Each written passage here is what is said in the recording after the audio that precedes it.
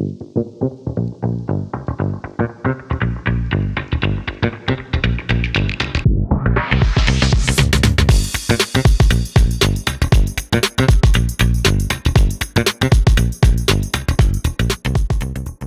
Jeff Griffith with Becker Aviation. And I'm Bobby Sabonik with Eaton Carter.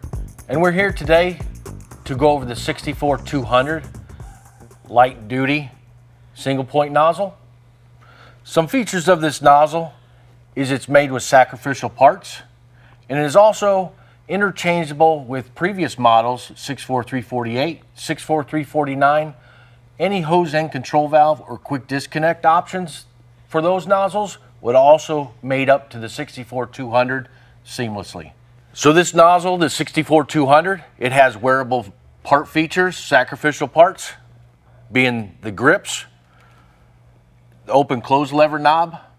We designed this nozzle to be medium to light duty use. It does have very robust features on it.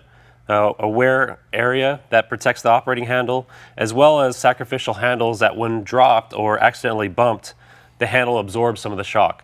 So overall, it's a very stout nozzle. So at this point, we're going to go into disassembly of the nozzle. We're going to start off on the face of the nozzle. The bumper is easily removed with your hands, so we're going to take it off. And in comparison to some of our other nozzles, this is much easier to remove. At this point, we're going to use our adapter tool, and we're going to open the nozzle.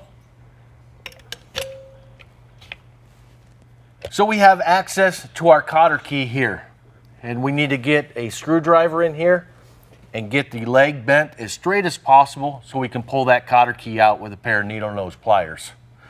We want to be careful when we're working in this area not to damage the poppet surface, because that is going to be a sealing surface when the nozzle's in the closed position.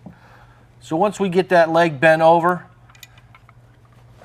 rotate the nozzle around, and you can easily get a pair of needle nose pliers in here and remove the cotter pin.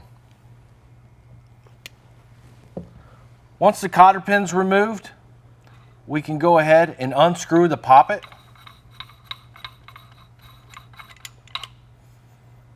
Poppet's removed. We can close the nozzle back and remove our adapter tool.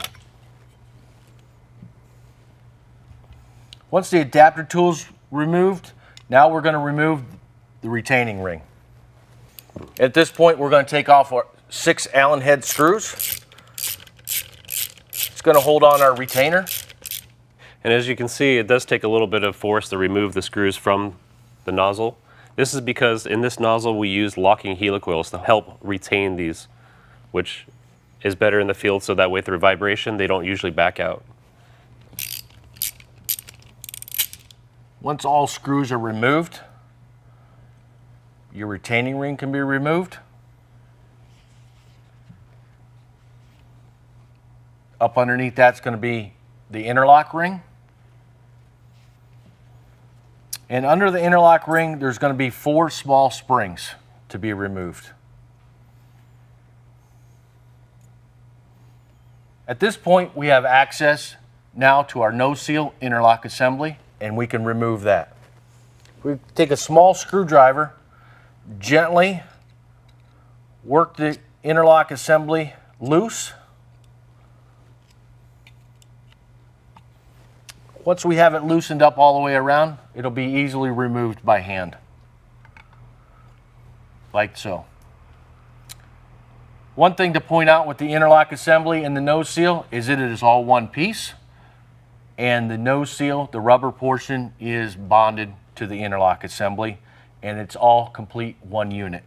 You can't replace one or the other. Up underneath that is going to be 2 Teflon washers.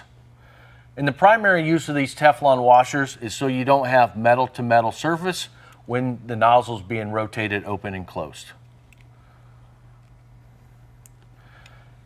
Inside the body of the nozzle is going to be an O-ring, and up underneath that is going to be a backup ring.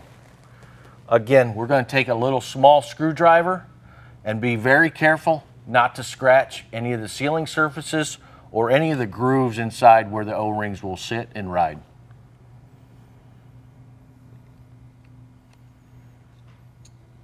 There's the O-ring. Next, we're going to remove the backup ring.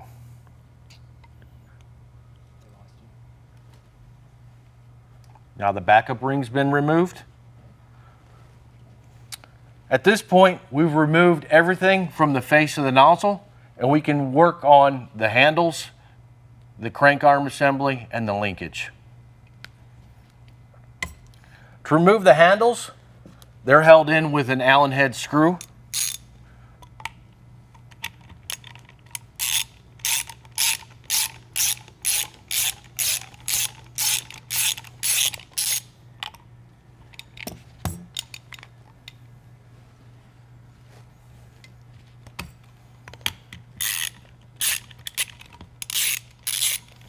Bobby, if these handles are hard to remove, what are some options that we have to get them removed from the body of the nozzle? Well, most of the time you should be able to remove them by hand, but during certain circumstances when they're very difficult to remove, you can use a rubber mallet. And the rubber mallet's preferred because it doesn't leave any marks or damage to the part itself. Perfect. So we're going to work these handles loose. Remove them from the body of the nozzle.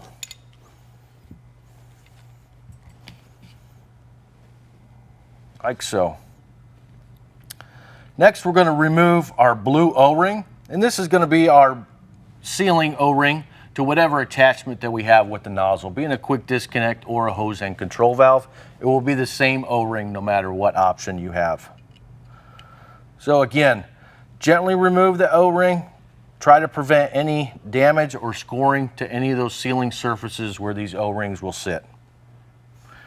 Up underneath that is going to be our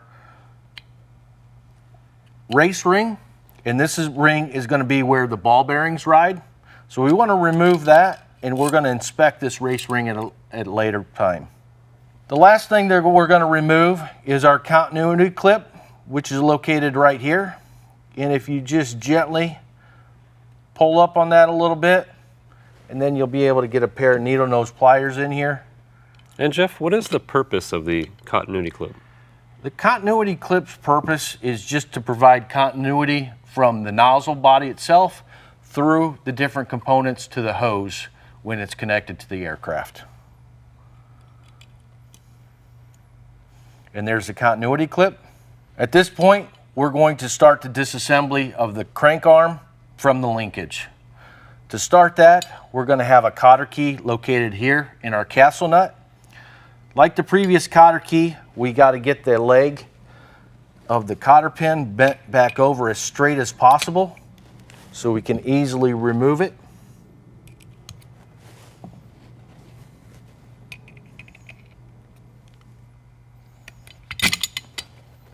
There's the cotter key. And when we're working with that cotter key, we want to try and make sure that we're not using this surface here as a pry mechanism, causing damage to the body of the nozzle.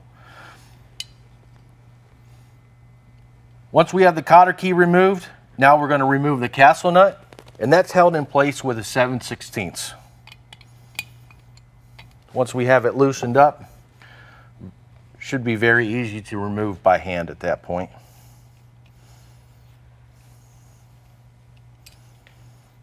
There's the castle nut. At this point, we're going to remove the linkage pin. And linkage pin can be removed in a couple different manners, but what I find most easily is to remove one of the blue ports on the body of the nozzle, and that'll give me better access for an Allen head wrench to come straight down, which we'll illustrate in a minute. Now, are there other ways to do it if a customer has another item in that slot that they don't want to remove? There is. You can use the short end of the Allen head and get in through the front and rotate quarter turn at a time, but you find that very time consuming. As I'm removing the plug, I'm using an Allen head socket to remove it. There's the plug. And as stated earlier, now I can see everything down through this hole from the plug I removed. And I rotate the assembly around till I can see through the very top. And I can take my Allen wrench and remove this pin.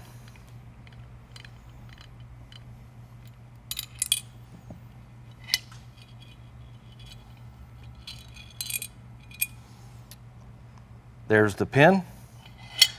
And between the linkage and the crankshaft is going to be a washer. Want to make sure that we don't lose that. Now at this point, I'm going to remove the 3 Allen head screws holding on our open close lever.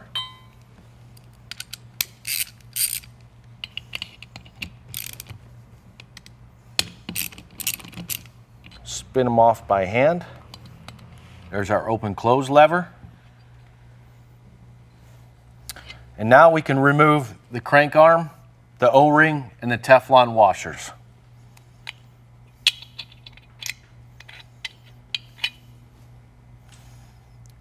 Here's the crank with a flange bearing. And inside the body of the nozzle is an unflanged bearing. And as everything is put together, it sits in the housing just like this, where your 2 bearings, Teflon washer, O-ring, Teflon washer on the outside. At this point, we can now remove the linkage, and the linkage is easily pulled up through the body of the nozzle, and the linkage is held together with a pin. So at this point, this assembly is complete for the 64-200 nozzle. At this time, Bobby's going to go over a couple inspection items and wear components on some of these items we've taken off. Thank you, Jeff. As Jeff pointed out, once this is fully disassembled, we want to inspect the whole part, make sure that there's no damage or any stress cracks. It's very important to make sure that there's no damage that might cause failure later on. So what we normally do is we look through regions where you see impact damage or scuff marks or wear marks. We just want to check to see for any stress cracks around the front end region, around the interlock portion, or around the handle portion. So you'll look in this region right here for stress cracks or any wear damage from the interlock assembly. And you also want to look in any O-ring gland to make sure there's no damage. Are there any other areas you might see that might cause some damage or issues in the field? Yeah, we also want to inspect underneath where the handle grips would go. Sometimes through inadvertent impacts, there may be some stress cracks in these areas as well as the body of the nozzle. That's a great point, Jeff. Thank you. Some other items that you want to look at is you want to look at your crank assembly. Your crank assembly uses bearings, which are important to prevent damage from metal-to-metal contact. So if these have been worn through, you might see some damage across there. So it's imperative to check that as well. Now, are there any other areas that you typically see damage on? Yes. The threads that hold the 3 Allen screws on that secures the handle to the crank, we've seen through over-tightening. There may be some stress cracks on the outside of this crank arm, so we want to inspect those to make sure that there's no cracking in there. Excellent, that's a great point. We do see damage in that region as well when people use mallets or if an item is not properly rotated in the full open position when they're refueling. So sometimes we do see issues with that where the handle swings shut and it causes deformation across here as well. So the crank pin's another really critical item to look at. And this shoulder right here, what happens is the linkage assembly wears into the shoulder of the crank pin. And we see sometimes where the crank pin's almost been worn completely through because they haven't replaced it. So it's very important to always look at that to make sure that there's not excessive wear. Other critical areas to look at would be your poppet assembly. If you see excessive wear or slop in here, you'll want to pull it apart, which is pretty easy. Just remove a retaining ring, and there's a couple washers and some ball bearings in there. Other areas that are less critical would be the nose seal. If you're not replacing the nose seal, you want to make sure that there's no excessive wear or damage across the nose seal itself. If you are replacing it, there's not so much to worry about there. Like Jeff was talking about earlier, we're going to inspect the race ring as well, because the race ring does have issues where it wears out, so it's easily replaceable. And of course, any sacrificial parts. If you're replacing the bumper or the handles, if you see any stress cracks across here, it's usually good to replace them. So that's pretty much it. You just want to go back through and make sure that all the items are in good condition that you're going to be reusing. Any parts that are damaged or have stress cracks, you want to replace. So that's very imperative to replace any parts that are questionable. And then as you go back through it, you want to make sure all the parts are clean. Cleanliness is extremely important. Now we're going to start on the reassembly of the nozzle, and we're pretty much going to go in the same order that we took things apart. First, we're going to start off with our linkage assembly, and the linkage assembly has two holes. The larger hole is going to be in the up position when we go to reassemble. That's what's going to attach our crank arm back to our linkage assembly. As mentioned, when we disassembled it, we just have a pin that holds these two items together. So I'm going to reattach these two components like that, and I like to hold them between two fingers. And inside the body of the nozzle, you're going to see a groove in the side of the nozzle, and that's what's going to go down the flat edge of the linkage, is going to slide straight down into that groove. Once I get everything aligned, I can just drop the linkage down into place. And that little pin is held in place by the body itself? Yes, that's correct. You'll see down inside there'll be a housing that the pin is encapsulated in, and you don't have to worry about that pin coming out. So at this point, now once we got the linkage back down inside the housing, we can put the crank arm back together.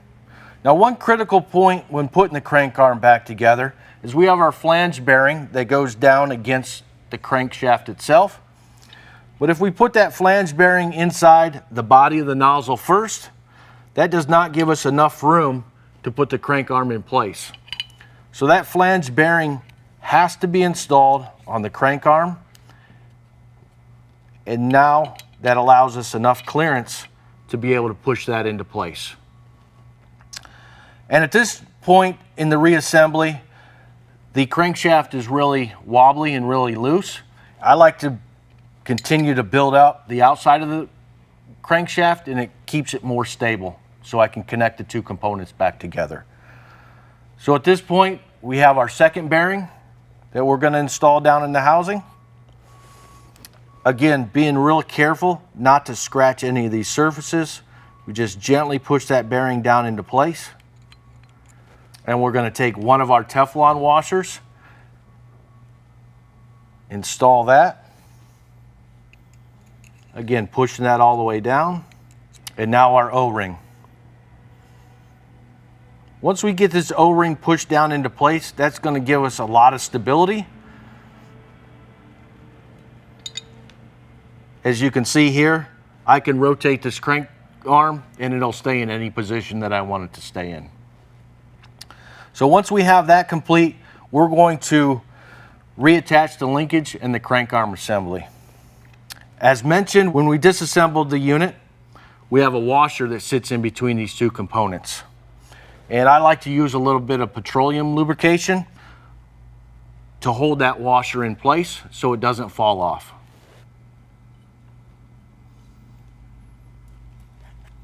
I can take our little washer and set it right on top there.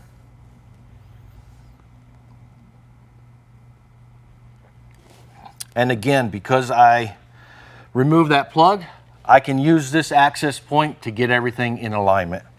So I'm going to rotate that over, ensuring that the washer stays in the position. And I'm going to gently bring the linkage up, and I'm going to pick up on it slightly so I don't move that washer out of position, and I'm going to sit it straight down. And there's our pin, and we're going to get that started.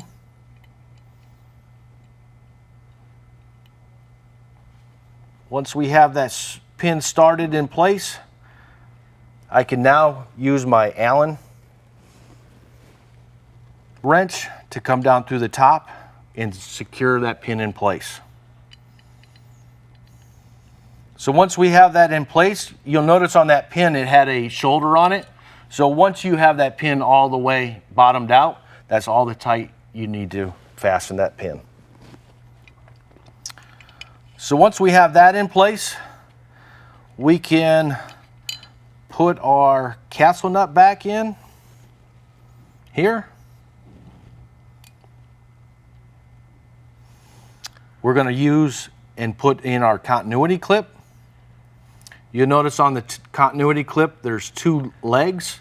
You just kind of pinch those together a little bit and insert it back into the housing.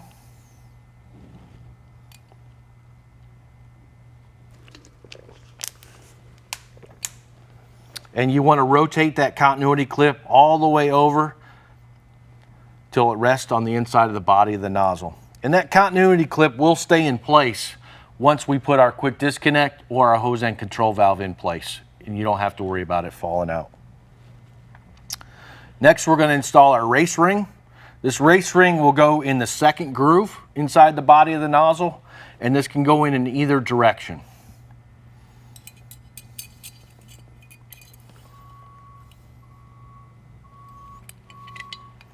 And you heard that snap into place. One key thing is the gap in the race ring. You want to point that in the opposite direction of where you install the ball bearings. Excellent point. And one other thing you want to look for is to make sure that the race ring doesn't drag across the O-ring gland, cause any damage in there as well. Excellent point. Next, we're going to install the blue O-ring that goes on the very inside top of the nozzle. And this blue O-ring is going to be utilized and be your seal for whatever attachment that you're using with the nozzle. At this point, I'm going to finish building out the outside of my nozzle, and I have the last remaining Teflon washer. Will go on the outside. All right, at this point, we're installing the 3 Allen head screws on the open close lever. During this time, we're going to recommend using a blue Loctite. And why would we use blue Loctite, Bobby? Well, the blue Loctite is a medium strength Loctite.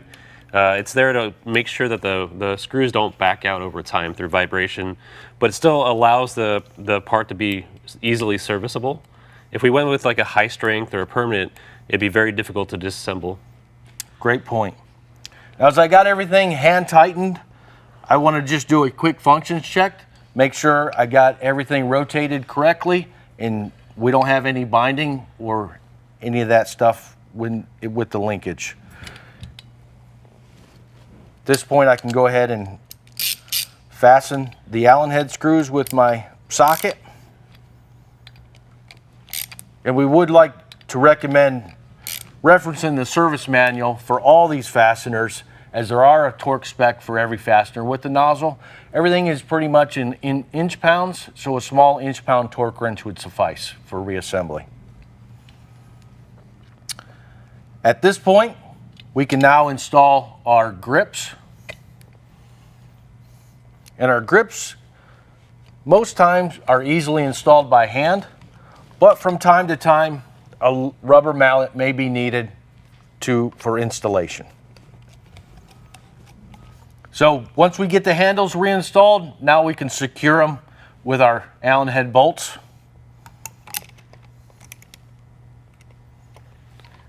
And you want to ensure that the insert is inside the handle before you install the bolts. The insert basically prevents the bolt from pushing all the way through the plastic. It helps protect the plastic.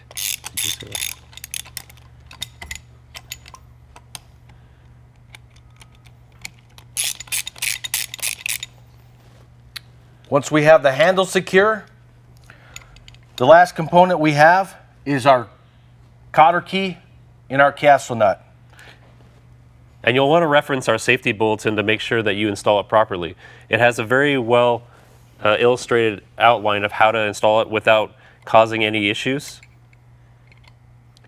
And on this castle nut here, hand tight is suffice, and you want to make sure that you're aligned with the castle nut and the hole in the pin so you can easily insert the new cotter pin. As you'll notice, I'm using a new cotter pin for reassembly. Now, should we ever reuse an old cotter pin? We should never reuse an old cotter pin. They get weak over time when you bend the legs. And so definitely recommend always using a new cotter pin. Once we have that in place, we want to get one of our legs bent over. And we can use a pair of needle nose pliers.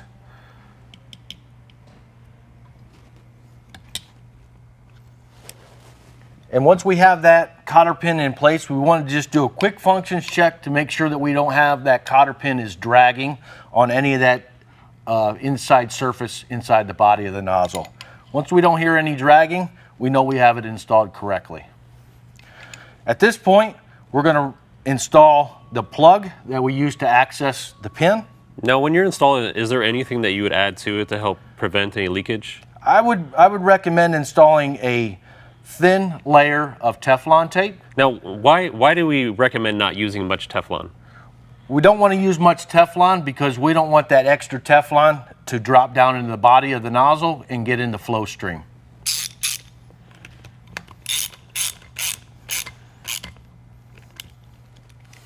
And once we have that secured, the whole top half of the nozzle is now reassembled and we can focus on the front side. As we disassembled in the beginning, we have our backup ring, and that's going to go inside that top groove of the nozzle, and we're going to install that first.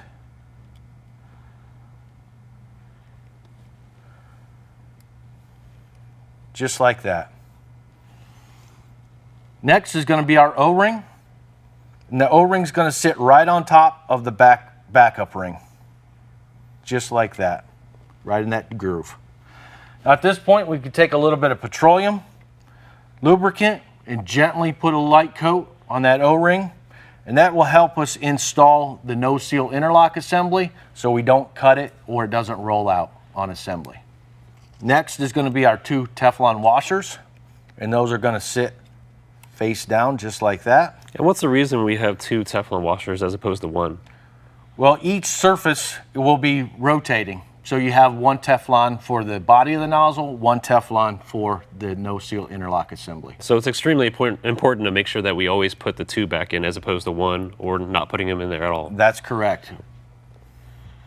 So once we have the Teflons installed, we can now take our no-seal interlock assembly.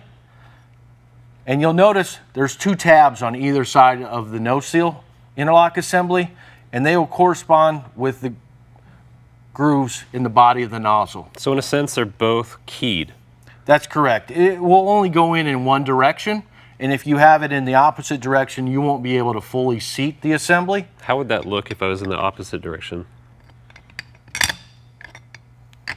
This would be in the opposite direction. You'll see that tab overhangs the body of the nozzle and won't be able to be installed properly. So we'll rotate that back over. And you'll see here, I like to have these 2 tabs all the way in one direction. And that allows me for final installation to push and turn at the same time.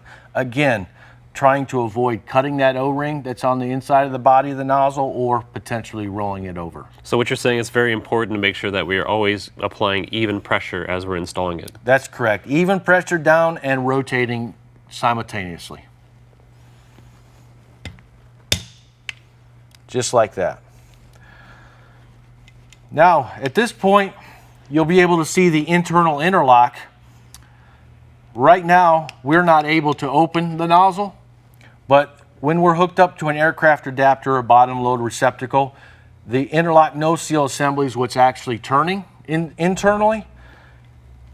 That would be in the open position, and now we're able to open and close the nozzle. When we're disconnecting, the interlock no-seal assembly rotates back closed, and we're not able to open the nozzle.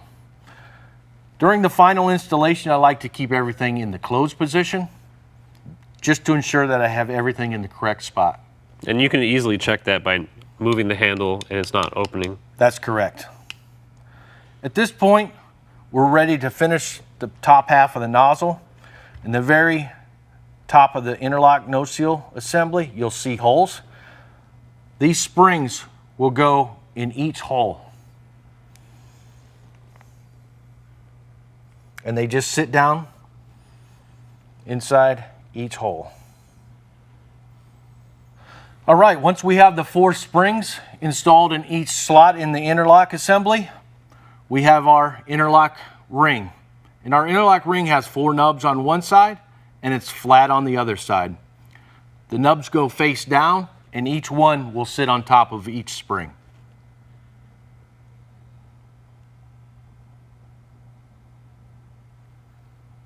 Just like that. Next we have our retainer. And you'll see our retainer has 2 slots at the top of the retainer, and there's an alignment pin in the body of the nozzle. This retaining plate will only go on in one direction, and if it's in the opposite direction, it will not allow you access to secure the 6 Allen head bolts.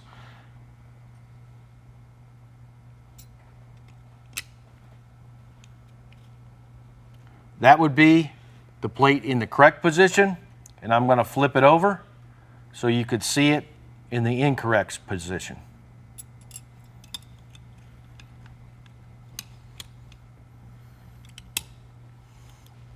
That would be in the incorrect position. As you can see, you don't have access to all 6 bolt holes.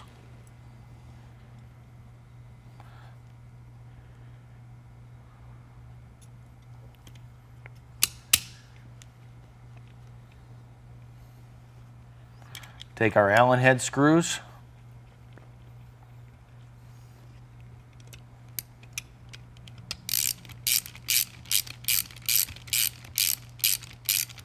As you noticed, I only installed 2 of the Allen head bolts. There will be 6 on the 64-200 nozzle, but for simplicity reasons, we only utilize 2 for this training.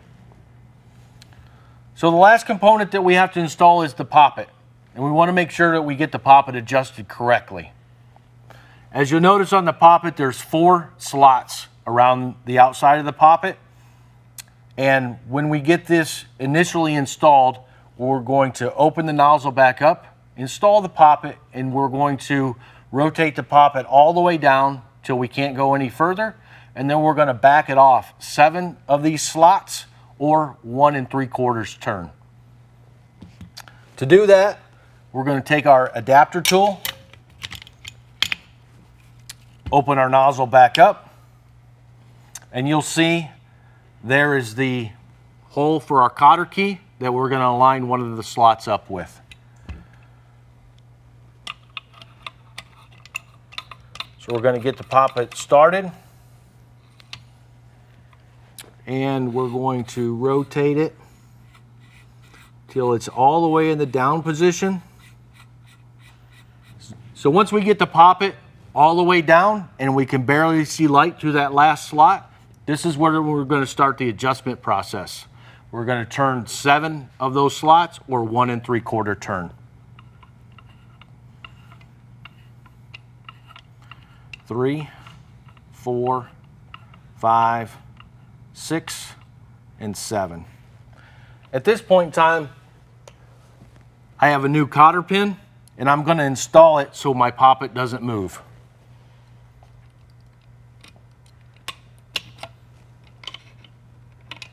I'm going to install it in the slot just like that. At this point, I'm not going to bend over any legs. I'm going to close the nozzle, remove our adapter tool, and utilize our poppet adjustment tool. As you'll notice, one leg on the poppet adjustment tool is longer than the other. The center section of the poppet adjustment tool is going to sit flat right on top of the poppet, and we're going to run it back and forth. And what we want is we want one of the legs to hit the body of the nozzle, and we want the other leg to clear the body of the nozzle. If that doesn't happen, as in this instance, both legs are clearing, that means we have the poppet not adjusted correctly. So we have to open the nozzle back up.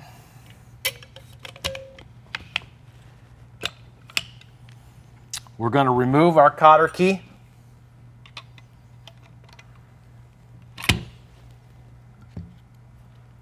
And we're going to rotate one more turn at a time until we have it adjusted correctly. Reinsert our cotter key.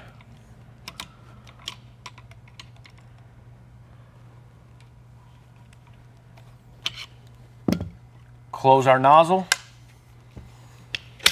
Remove the adapter tool. And again, use the center section, sit it on top of the poppet, and we want one side to hit and the other side to clear. Just like that. Check it again in another spot.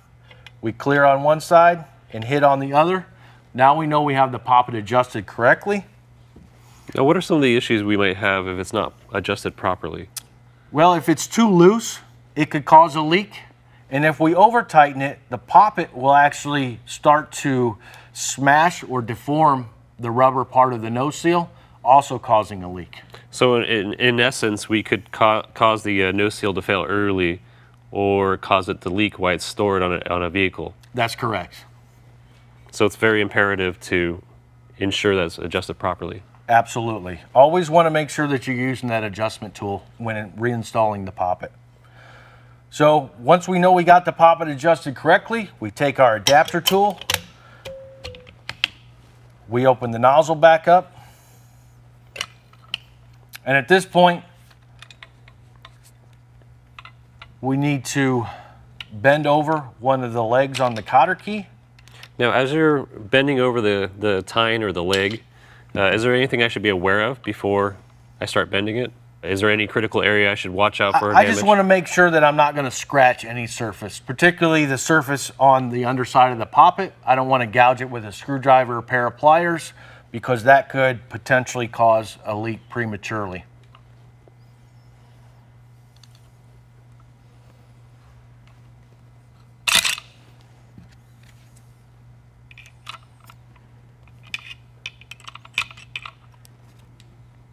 Once you get the cotter pin and the leg all the way secured, we can now close our poppet, remove our adapter tool. Just to be safe, we're going to check it one more time. We clear on one side, hit on the other side. We know we haven't accidentally adjusted our poppet unintentionally. Check our nozzle, make sure it's in the closed position. Reinstall our bumper, which is easily put on by hand. And that concludes the disassembly, inspection, and reassembly of the 64200 nozzle.